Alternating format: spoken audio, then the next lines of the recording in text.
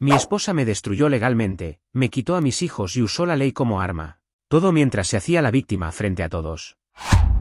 Nunca imaginé que el matrimonio no se rompería por gritos ni golpes, sino por papeles firmados en silencio y sonrisas falsas frente a otras personas. Porque cuando la persona con la que construiste una familia decide usar la ley como arma, no hay discusión que valga ni amor pasado que te salve. Yo me di cuenta demasiado tarde de que ya no estaba en una relación, sino en una estrategia cuidadosamente planeada donde yo era el enemigo perfecto y ella la víctima ideal. Durante años creí que los problemas que teníamos eran normales, discusiones por dinero, por tiempo, por cansancio, nada fuera de lo común, y aunque había tensiones, jamás pensé que mi esposa estuviera acumulando pruebas, conversaciones sacadas de contexto y silencios estratégicos para construir una narrativa donde yo era el responsable de todo. Mientras yo intentaba arreglar las cosas hablando, ella ya estaba preparando su salida con ventaja.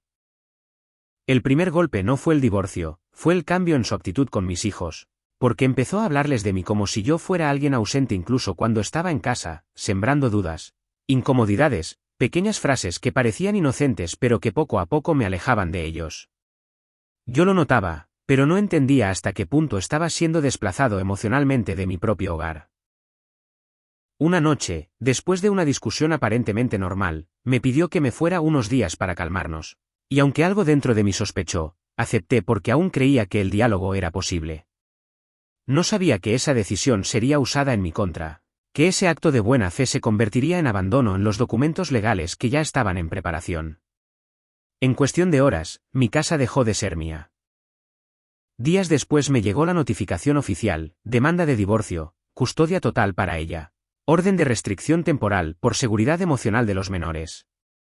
Leer eso fue como recibir un golpe seco en el estómago, porque de pronto ya no era un esposo con problemas. Era un riesgo, un posible agresor según un expediente que yo nunca había visto construirse. Intenté hablar con ella, entender qué estaba pasando, pero ya no me respondió mensajes ni llamadas. Todo tenía que pasar por abogados. Personas que nunca me habían visto describían quién era yo basándose solo en su versión. Y yo empezaba a comprender que la verdad ya no era lo importante, sino quien contaba la historia primero y mejor. Mis hijos dejaron de contestar mis mensajes. Cuando logré hablar con uno de ellos, noté miedo en su voz, confusión, como si no supiera que estaba permitido decirme. Esa sensación de perderlos sin haber hecho nada fue el dolor más grande que he sentido, porque no hay nada más devastador que verte convertido en un extraño frente a tus propios hijos. Busqué asesoría legal, y fue ahí cuando me dijeron la frase que me terminó de hundir, en estos casos. Ella tiene ventaja desde el inicio. No importaba cuánto los amara, cuánto me hubiera esforzado. Ahora tenía que demostrar que no era el monstruo que ya habían dibujado en papel. La carga de la prueba estaba sobre mí. Mientras tanto, ella publicaba mensajes ambiguos en redes sociales, hablaba de sanar, de proteger a sus hijos, de salir adelante como madre sola. Y cada comentario de apoyo era un clavo más en la versión que la pintaba como víctima. Yo veía todo eso desde lejos, sin poder defenderme públicamente, porque cualquier palabra mía podía ser usada en mi contra. Ese fue el momento exacto en que entendí algo que me heló la sangre. Yo no estaba peleando un divorcio. Estaba peleando por no perder mi nombre, mis hijos y mi vida al mismo tiempo. La primera audiencia llegó más rápido de lo que mi cabeza podía procesar. Y recuerdo estar sentado en una sala fría, con paredes grises y bancas incómodas, sintiéndome fuera de lugar mientras mi esposa evitaba mirarme y hablaba con su abogada en voz baja, como si yo no existiera. Cuando el juez entró, todos se pusieron de pie, y fue ahí cuando entendí que ya no importaba lo que yo sentía, solo lo que pudiera probarse en papel. Señor, mantenga la calma y responda solo lo que se le pregunte, me susurró mi abogado sin mirarme, como si ya supiera que ese día no iba a ser favorable. Yo asentí, tragándome el nudo en la garganta, mientras escuchaba cómo la abogada de ella comenzaba a hablar de un ambiente emocionalmente inestable y de conductas que generaban miedo, palabras que jamás había escuchado asociadas a mí, pero que ahora flotaban en el aire como verdades absolutas. ¿Usted se fue voluntariamente del domicilio conyugal?, preguntó el juez. Sí, pero fue porque ella me lo pidió, dijo que necesitábamos calmarnos, respondí. La abogada de ella no tardó en intervenir. Entonces reconoce que abandonó el hogar donde vivían los menores. No fue un abandono, fue temporal, intenté aclarar. Eso lo decidirá el tribunal, cortó el juez, sin levantar la vista. Mi esposa tomó la palabra después, con la voz temblorosa que yo conocía bien, la misma que usaba cuando quería parecer vulnerable. Yo solo quiero proteger a mis hijos, dijo, secándose una lágrima perfectamente medida.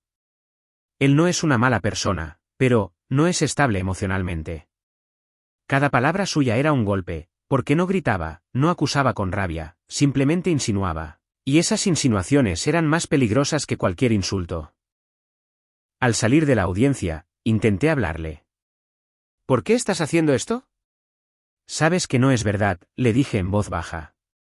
Ella ni siquiera se detuvo. Habla con mi abogada, respondió sin mirarme. En ese momento entendí que la mujer con la que me casé ya no estaba ahí, o tal vez nunca lo estuvo del todo. Los días siguientes fueron una tortura lenta. Cada correo de mi abogado traía malas noticias, visitas supervisadas, restricciones, evaluaciones psicológicas. Yo tenía que demostrar que era un buen padre, mientras ella no tenía que demostrar nada, porque su palabra ya era suficiente. En una de las pocas llamadas que logré tener con mis hijos, uno de ellos me preguntó algo que me rompió por dentro. Papá, ¿es verdad que ya no nos quieres? Me quedé en silencio unos segundos, tratando de no llorar.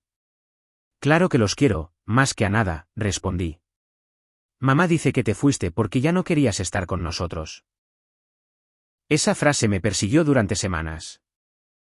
En otra audiencia, el juez revisaba informes mientras hablaba como si yo no estuviera ahí. Según los reportes, los menores se sienten más seguros con la madre. ¿Quién hizo esos reportes?, pregunté. Especialistas designados, respondió sin más. Yo miré a mi abogado. Podemos contradecir eso, susurré.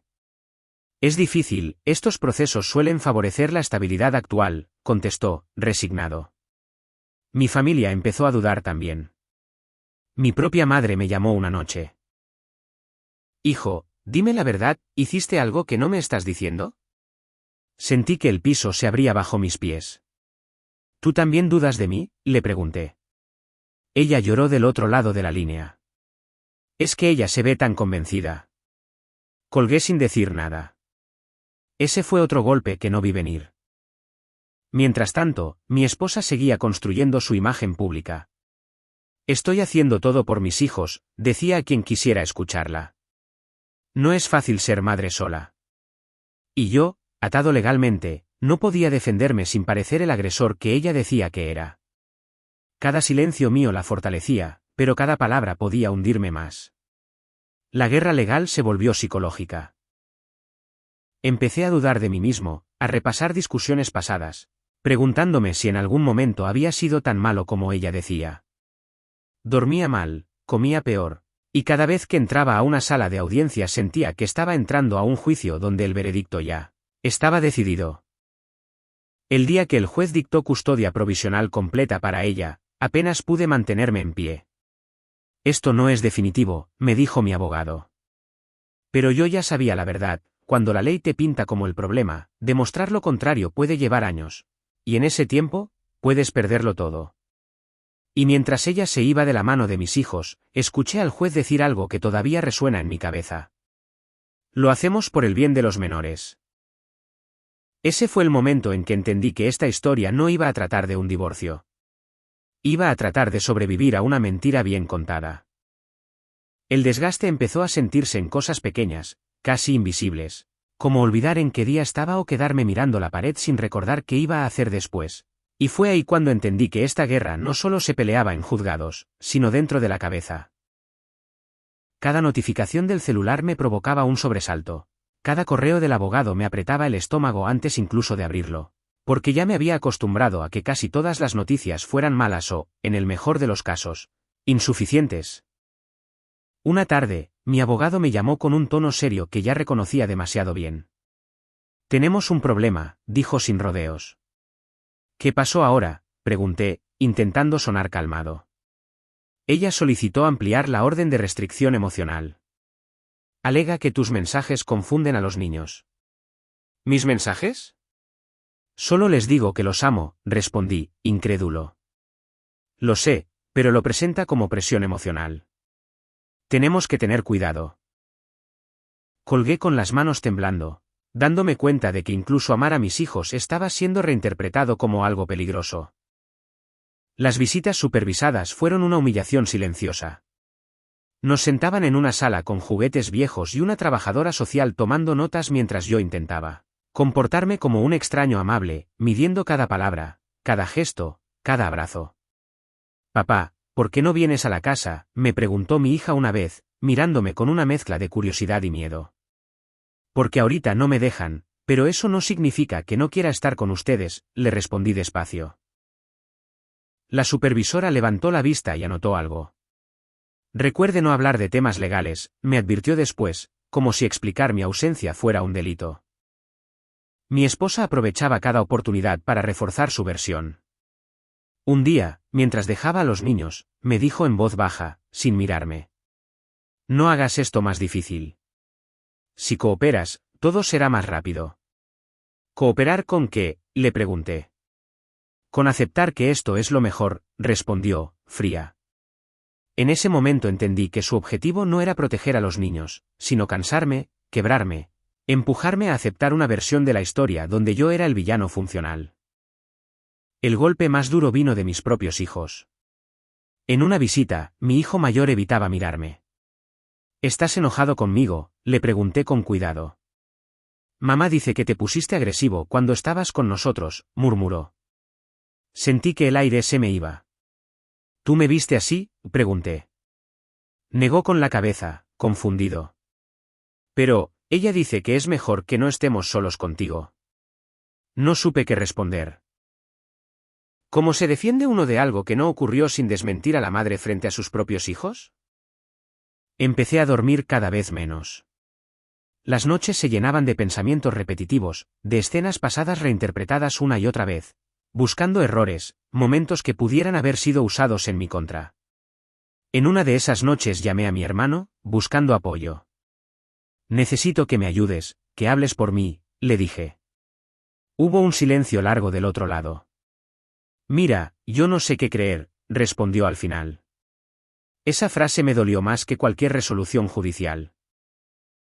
Mi abogado empezó a hablarme de evaluaciones psicológicas obligatorias. «No es personal», me dijo. «Lo sé, pero ¿te das cuenta de que tengo que probar que no estoy loco?», le respondí. «Así funciona el sistema», contestó, encogiéndose de hombros. Y en esa frase entendí que ya no estaba luchando contra una persona, sino contra una maquinaria que necesitaba un culpable claro para avanzar. Mi esposa, mientras tanto, seguía perfeccionando su papel. En una audiencia, rompió en llanto. «Tengo miedo de que él pierda el control», dijo. El juez la miró con empatía. Yo apreté los puños. «Nunca he sido violento», dije. «Señor, controle el tono», me interrumpió el juez. Ni siquiera había levantado la voz. Hubo un momento, una madrugada especialmente pesada, en la que pensé seriamente en rendirme, en aceptar lo que dijeran con tal de que todo terminara, pero la imagen de mis hijos creyendo que su padre era alguien peligroso me sostuvo al borde. Me dije que podía perder dinero, casa, incluso reputación, pero no podía permitir que les robaran la verdad. El desgaste se volvió físico. Bajé de peso, me enfermé seguido, perdí concentración. Un amigo me dijo una frase que se me quedó grabada. «Esto no es un divorcio, es una guerra de desgaste». Y tenía razón. La estrategia no era ganarme limpiamente, era agotarme hasta que yo mismo soltara todo. Al final de esa etapa, ya no me reconocía del todo en el espejo. No era el hombre que entró a la sala del juzgado por primera vez creyendo que todo se aclararía con hechos. Ahora era alguien que entendía, con dolor, que en este tipo de historias la verdad no siempre gana rápido, pero también alguien que empezaba a decidir que, aunque me rompieran por dentro, no iban a obligarme a mentir ni a desaparecer. Porque si algo me quedaba claro en medio de ese caos, era esto. Si me caía, no iba a ser porque acepté una mentira como verdad. El punto de quiebre llegó cuando entendí que ya no solo estaba perdiendo un juicio, estaba perdiendo versiones de mí mismo que jamás iban a regresar, porque cada día que pasaba bajo esa presión me alejaba más del padre que había sido y me acercaba a una caricatura que otros estaban dibujando por mí. Hubo una mañana en la que desperté y no recordaba la última vez que había reído sin culpa, sin miedo a que alguien lo usara como prueba de que no me tomaba las cosas en serio. La evaluación psicológica fue uno de los momentos más humillantes de todo el proceso. Me sentaron frente a una mujer que no me conocía, con una libreta llena de preguntas prediseñadas. ¿Siente usted ira frecuentemente?, preguntó sin levantar la vista. Siento frustración, respondí. ¿Ha tenido pensamientos agresivos hacia su esposa?, insistió. Respiré hondo. No. He tenido pensamientos de defenderme. Ella anotó algo. No supe qué. Ese fue el problema. Nunca supe qué significaban mis respuestas una vez que salían de mi boca. Días después, mi abogado me llamó con urgencia. Tenemos que hablar, dijo. Eso nunca es buena señal, respondí. Ella está insinuando violencia psicológica prolongada. Nada concreto, pero lo suficiente para alargar el proceso. ¿Cuánto más?, pregunté. Meses, tal vez años. Colgué y me senté en el piso, apoyando la espalda contra la pared, sintiendo como algo dentro de mí empezaba a resquebrajarse de verdad. El dinero empezó a acabarse.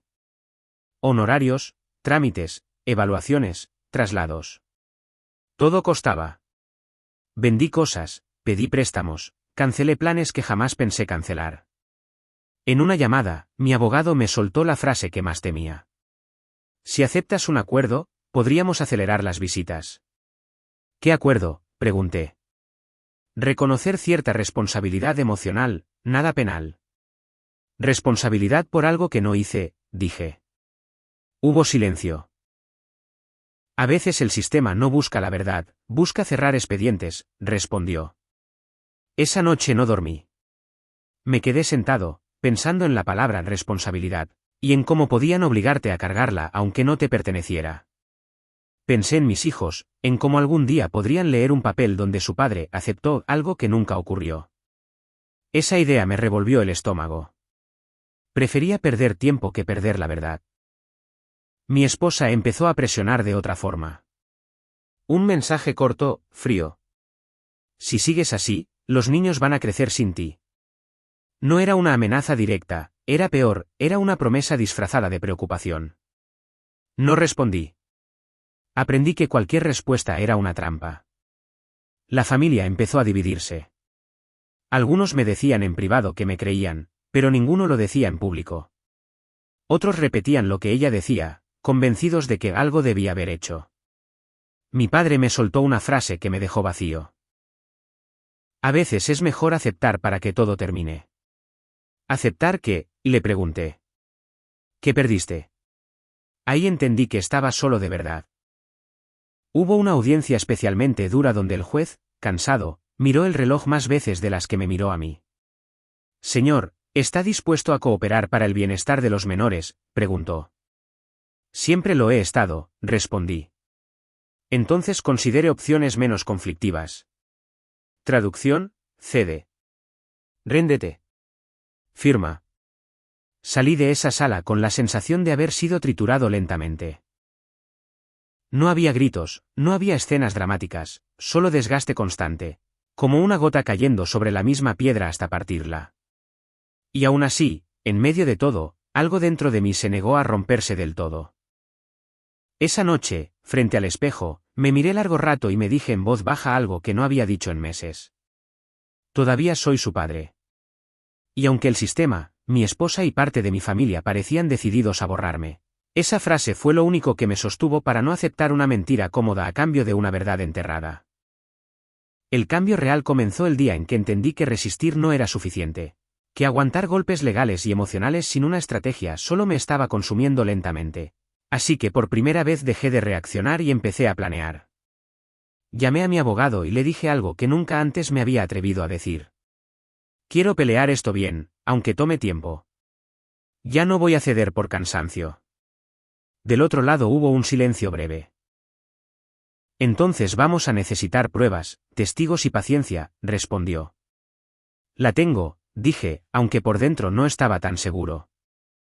Empezamos a reconstruir todo desde el inicio, mensaje por mensaje, correos, fechas, cambios de versión, inconsistencias que antes parecían pequeñas pero que juntas empezaban a contar otra historia. Yo pasaba noches enteras revisando conversaciones antiguas, recordando contextos, anotando detalles. Cada frase que ella había escrito, cada audio, cada gesto, ahora se convertía en una pieza de algo más grande. No era venganza, era supervivencia. Una tarde, durante una visita supervisada, mi hijo mayor me miró fijamente y dijo algo que me partió en dos. Papá, mamá dice que tú no quieres cooperar. Me arrodillé frente a él, bajando la voz. ¿Y tú qué crees?, le pregunté. Yo creo que estás triste, respondió. Esa respuesta me dio más fuerza que cualquier documento legal, porque entendí que, pese a todo, ellos todavía me veían, todavía sentían algo real conmigo, y eso significaba que no todo estaba perdido. Mi esposa empezó a notar el cambio. Ya no respondía impulsivamente, ya no intentaba confrontarla, todo pasaba por vías formales. Un día, al terminar una audiencia, se me acercó con una sonrisa tensa. Te estás complicando la vida innecesariamente, dijo. No, respondí con calma, me la estoy aclarando. Su expresión cambió por un segundo, lo suficiente para que entendiera que ya no me tenía donde quería. El juez también empezó a notar cosas. En una audiencia, revisó un informe nuevo y levantó la vista. Aquí hay contradicciones con evaluaciones anteriores, comentó. La abogada de ella intentó intervenir. Son percepciones subjetivas. Precisamente por eso hay que revisarlas, respondió el juez. Ese intercambio fue pequeño, casi invisible para cualquiera, pero para mí fue un rayo de luz. Alguien, por primera vez, estaba cuestionando en lugar de asumir. Mi abogado me llamó después con una voz distinta. No estamos ganando todavía, dijo, pero ya no estamos perdiendo en automático. Esa frase me sostuvo durante semanas, porque significaba que mi resistencia estaba empezando a tener forma, que el cansancio ya no era el único factor en juego. La presión económica seguía, pero algo había cambiado en mí. Dejé de sentir vergüenza por pedir ayuda. Un amigo me dijo. No sabía si hablarte, pero, yo te creo. Esa simple frase me devolvió un pedazo de humanidad que creí perdido. No todos me habían dado la espalda. Algunos solo habían tenido miedo. Mi esposa reaccionó intensificando su discurso. Publicaciones más dramáticas, comentarios velados, insinuaciones nuevas. Pero ahora yo ya no me movía por impulso. Cada cosa quedaba registrada. Cada exageración se volvía una posible prueba. Lo que antes me hería, ahora lo analizaba con frialdad. Una noche, mi madre me llamó. Ella dice que no la dejas en paz, dijo con voz cansada. ¿Tú has visto algún mensaje mío?, le pregunté. No, respondió después de un silencio. Entonces dime, ¿por qué sigues creyendo más en lo que te dicen que en lo que ves? No respondió. Pero tampoco volvió a repetir esa acusación. El proceso seguía siendo lento, agotador, injusto en muchos sentidos, pero algo fundamental había cambiado. Ya no me sentía acorralado. Estaba cansado, sí, pero lúcido. Dolido, pero firme. Había pasado de defenderme a construir una versión sólida de la verdad, una que no dependía de lágrimas ni de discursos emotivos, sino de hechos. Y aunque todavía no veía el final, entendí que esta etapa marcaba un antes y un después, porque ya no estaba luchando solo para no perder. Estaba luchando para recuperar mi lugar como padre, como persona y como alguien que no iba a aceptar ser el villano de una historia mal contada. Todo escaló el día en que la máscara empezó a resquebrajarse frente a personas que ya no estaban dispuestas a seguir fingiendo que no veían las grietas, porque una mentira bien sostenida puede durar mucho, pero cuando se apoya en exageraciones constantes termina traicionándose sola. La confrontación no fue un grito ni una escena dramática, fue algo mucho más incómodo para ella. Preguntas directas, documentos puestos sobre la mesa y silencios que ya no podían llenarse con lágrimas. En una audiencia clave, el juez pidió que se revisaran los mensajes completos y no solo los fragmentos seleccionados que ella había presentado al inicio. Quiero el contexto completo, dijo con tono firme. La abogada de ella intentó intervenir. Su señoría, esos mensajes ya fueron evaluados. Parcialmente, respondió el juez sin mirarla. Yo sentí como el aire cambiaba en la sala, como si por primera vez el peso no estuviera solo sobre mí. Cuando se proyectaron las conversaciones completas, quedó claro que muchas frases habían sido sacadas de contexto, que discusiones normales habían sido presentadas como episodios de control y que silencios voluntarios habían sido descritos como amenazas. Mi abogado habló con calma. No estamos diciendo que el matrimonio fuera perfecto, dijo, estamos diciendo que no hubo violencia. Y los documentos completos lo demuestran. Ella evitaba mirar la pantalla, apretando las manos, incómoda. El momento más tenso llegó cuando el juez le preguntó directamente. ¿Puede explicar por qué en evaluaciones previas usted no mencionó estos supuestos episodios y ahora sí? Ella dudó apenas un segundo, pero ese segundo fue suficiente. En ese momento estaba muy afectada emocionalmente, respondió. Y ahora no, insistió el juez. No hubo respuesta clara. Solo un suspiro y una mirada a su abogada. Después de esa audiencia, mi esposa intentó confrontarme en el pasillo. ¿Estás feliz ahora?, me dijo en voz baja, con rabia contenida. No, respondí sin levantar la voz, estoy cansado de que mientas. Esto no se va a quedar así, murmuró. Nunca se quedó quieto, le respondí. Y por primera vez vi miedo real en sus ojos, no el miedo actuado, sino el de alguien que empieza a darse cuenta de que perdió el control de la historia. Las siguientes semanas fueron una avalancha. El juez ordenó una revisión independiente de las evaluaciones psicológicas. Se ajustaron las visitas y se levantaron algunas restricciones que nunca debieron existir. Cuando me avisaron que podía ver a mis hijos sin supervisión, me senté en el auto y lloré en silencio. No de alegría absoluta, sino de agotamiento acumulado. Había ganado una pequeña batalla, pero el costo emocional había sido enorme. Mis hijos también empezaron a cambiar. Ya no me miraban con esa cautela aprendida. Papá, ¿ya no estás enojado con mamá?, me preguntó mi hija una tarde. No estoy enojado, le respondí, solo quiero que las cosas sean justas. Ella asintió, como si entendiera más de lo que su edad permitía, y en ese gesto confirmé que, pese a todo, la verdad había logrado filtrarse. Mi familia empezó a reaccionar tarde. Mi madre me dijo algo que nunca pensé escuchar. Creo que nos equivocamos contigo. No fue una disculpa completa, pero tampoco la necesitaba en ese momento. Lo que importaba era que el relato empezaba a romperse incluso fuera del juzgado. El golpe final a la narrativa de ella llegó cuando uno de los informes nuevos señalaba algo clave. Inconsistencias entre lo que decía sentir y lo que mostraba en conductas registradas, algo técnico, frío, imposible de dramatizar. El juez fue claro. Este tribunal no puede basar decisiones en percepciones sin sustento. Esa frase marcó el principio del fin. Yo no celebré. No sonreí. No sentí victoria inmediata. Sentí algo más profundo y más pesado. El reconocimiento de todo lo que había perdido mientras la verdad se abría paso lentamente. Años de desgaste, de miedo, de dudas sembradas en mis hijos y en mí mismo. Nada de eso se borraba con una resolución favorable. Pero al salir de esa etapa, con pasos aún inseguros pero firmes, entendí que la historia había dado un giro irreversible. Ya no era el hombre acorralado que pedía que le creyeran. Ahora era alguien que había resistido lo suficiente para que la mentira se cansara antes que él. Y mientras caminaba hacia mi auto, con la custodia compartida ya sobre la mesa y el proceso acercándose a su final, supe que el cierre no iba a ser amable ni perfecto. Iba a ser real, y eso, después de todo lo vivido, era lo único que importaba. El final no llegó con un aplauso ni con una disculpa pública, llegó como llegan las cosas verdaderas, en silencio, cuando ya estás tan cansado que no tienes energía para celebrarlas.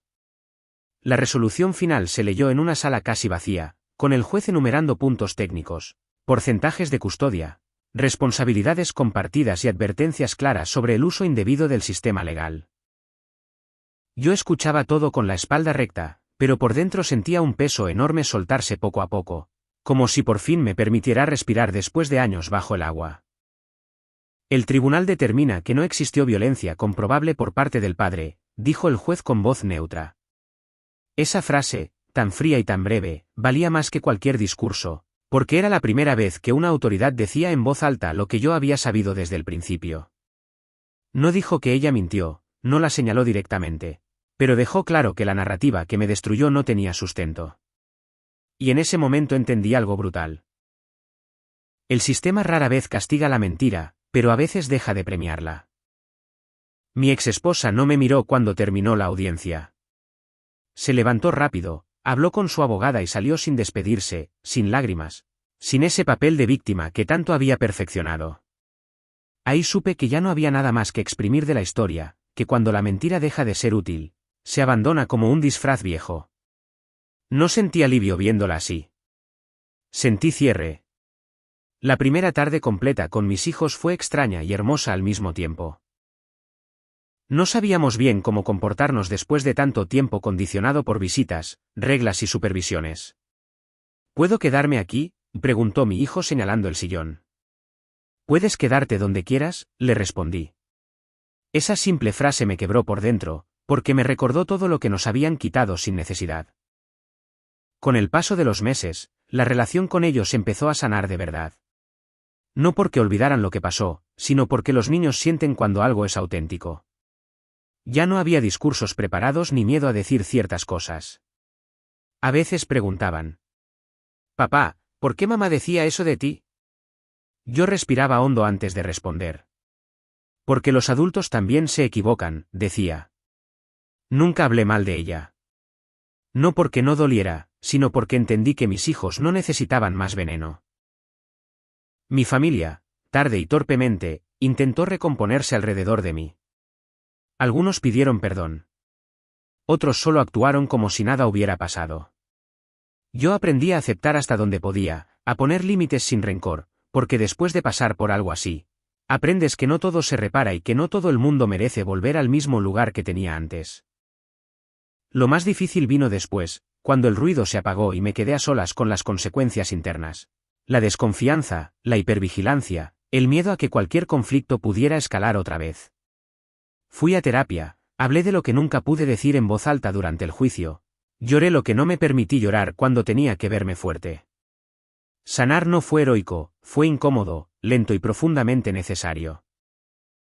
Un día, mientras llevaba a mis hijos a la escuela, me di cuenta de algo que me atravesó el pecho. Ya no sentía rabia. No porque todo estuviera bien, sino porque había recuperado algo más importante que la custodia o mi nombre. Había recuperado mi identidad. Ya no era el acusado, el inestable, el problema. Era simplemente su padre. Y eso nadie podía quitármelo otra vez. Si algo aprendí de todo esto es que hay batallas que no se ganan gritando ni explicándose 1000 veces. Se ganan resistiendo cuando quieren cansarte, manteniendo la verdad cuando te ofrecen una mentira cómoda y entendiendo que, aunque el sistema falle, rendirte siempre es la única derrota segura. Hoy no cuento esta historia para dar lástima ni para quedar como héroe. La cuento porque hay hombres que están pasando por lo mismo en silencio, creyendo que nadie les va a creer, pensando que están solos. No lo están. Pero tienen que entender algo desde el principio: el precio de defender la verdad es alto. Pero el precio de renunciar a ella es todavía peor. Porque yo no gané cuando el juez habló. Gané cuando me negué a firmar una mentira solo para que todo terminara. Y ese fue el momento exacto en que dejé de ser una víctima. Y volví a ser yo.